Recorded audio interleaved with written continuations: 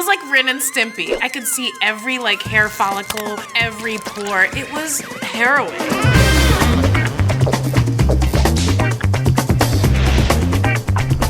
Hi, my name is Akilah Hughes, and this is the story of when I dropped acid and watched Freaks and Geeks.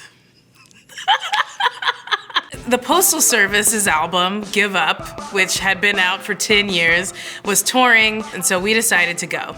We went, it was dead. Pitchfork gave it a perfect score. Like, everyone likes this album, but for some reason, no one was at the concert. But we wanted the night to keep going. Like, we wanted to have a good time. And so my friend, Tim, was like, "You guys want to do some acid?" And I was like, all right. So we went back to Williamsburg to his apartment, and we dropped acid. I was on the roof of the building, and I just started like ugly crying. Like, it was like Kim Kardashian, just like her diamond earrings had fallen in the ocean. Like, some other people who lived in the building got upstairs. They were a little freaked out. They're like, "What's going on with your friend?" And I'm like, "Cool, let's just get back in the elevator." You know, we decide that we're gonna watch Freaks and Geeks. So I was like, I don't know how you're gonna find it. I'm gonna go to the bathroom. I was in the bathroom for an hour. I stared at the toilet paper, thinking like if I was going to start unrolling it, it might unroll forever. Like, I didn't think that I had the ability, like the strength in my body to stop it. So I just sat there like dripping in the toilet waiting to find the courage. I eventually wiped. After I was done washing my hands, which I assume took like 25 minutes, I looked in the mirror. And I swear to you, I looked 200 years old. It was like Ren and Stimpy, like where they did those crazy hyper-realistic drawings. It was like I could see every like hair follicle, like the one weird chin hair, like every pore. It was harrowing. Like, it was bad. I looked haggard, so I started crying again. So I cried looking in the mirror. I like touched the mirror like it was in jail. Like, I was just like holding my hand there. Like, oh no, you're so old, you're gonna die. So I went and sat on the couch.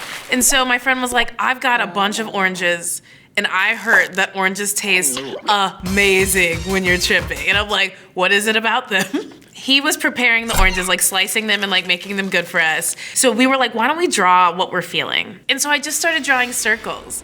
And then it started to get like really intense, like a kid in a horror movie. Like, you know those unhinged kids who are, for some reason, always drawing a circle? So I look at my boyfriend and I'm like, you're not even high. Like, you guys are all pretending. And he picked up what he was drawing.